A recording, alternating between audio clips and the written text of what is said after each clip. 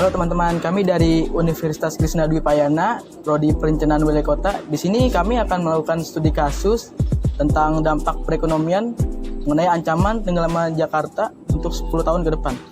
Ya, nama saya Angga Setiawan. Nama saya Dimas Prasetyo. Nama saya Haji Sayin. Nama saya Muhammad Riyanda Muhammad. Ingin tahu kelanjutan video selanjutnya? Ikuti kami terus. Mantap.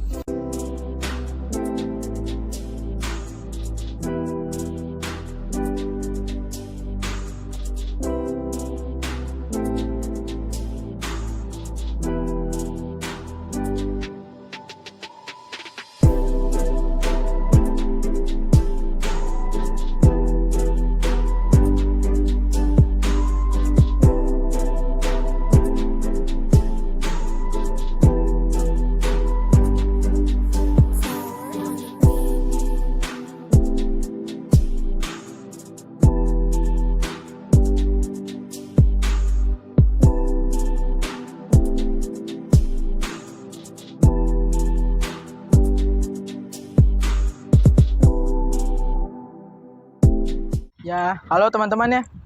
Kami sudah tiba di lokasi untuk studi kasusnya, yaitu di Muara Baru, tepatnya di Jakarta Utara.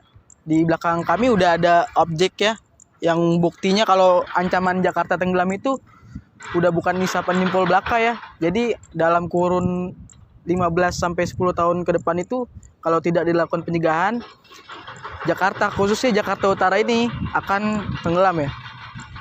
Kita lihat di belakang kita ini adalah tanggul ya. Tanggul, dan di baliknya itu dulunya adalah daratan. Ada masjid pula yang udah tenggelam. Kita lihat di belakang saya ada teman-teman saya yang sedang melakukan observasi terhadap dataran-dataran ini. Kita dekat aja.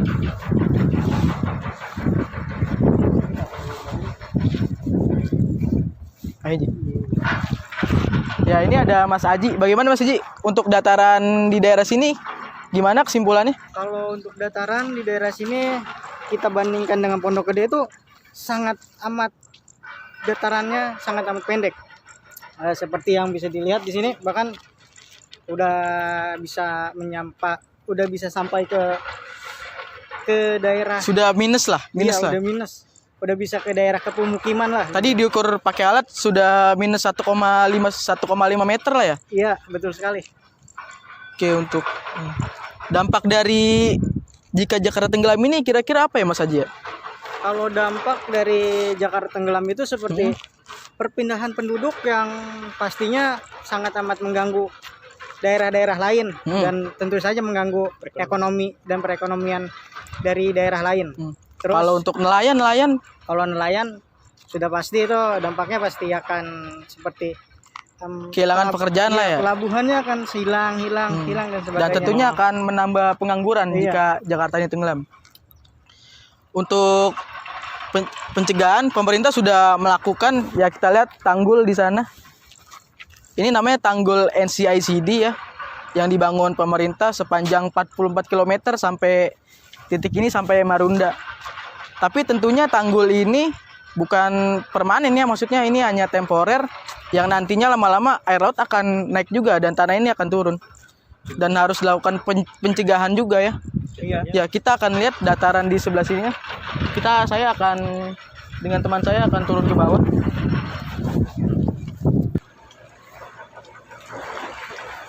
Ya teman-teman, sekarang saya sudah berada di tempat yang dulunya ini merupakan dataran utama ya.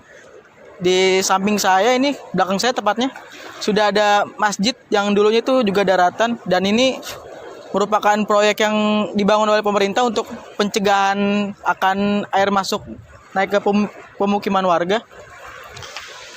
Ini kalau pasang itu airnya bisa naik lagi ya teman-teman. Kita lihat. Ya, bisa kita lihat ya teman-teman, tanggul ini tuh sifatnya temporer ya, dia nggak sepenuhnya bisa nahan air laut untuk selamanya ya. Ya, pencegahan yang sesungguhnya itu ya dikurangi atau dihilangkannya pengambilan air tanah ya, karena penyebab salah satu turun tanahnya di Jakarta itu ya dari pengambilan air tanah, dan juga banyak pembangunan gedung-gedung di belakang sana itu. Kita harusnya mengurangi ini ya, pembangunan yang kurang berfungsi lah. Nah, untuk solusi pengambilan air tanah itu ya nantinya bisa dilakukan pipa ya, dari pipa. Jadi ada sentralisasi air yang nanti dihubungkan ke pipa-pipa. Dan berikutnya juga kita lakukan perubahan gaya hidup ya. Tentunya kita ubah climate change-nya.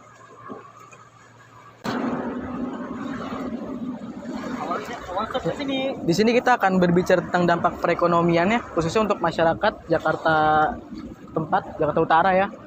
Yang pertama itu di belakang kita sudah ada banyak nelayan ya.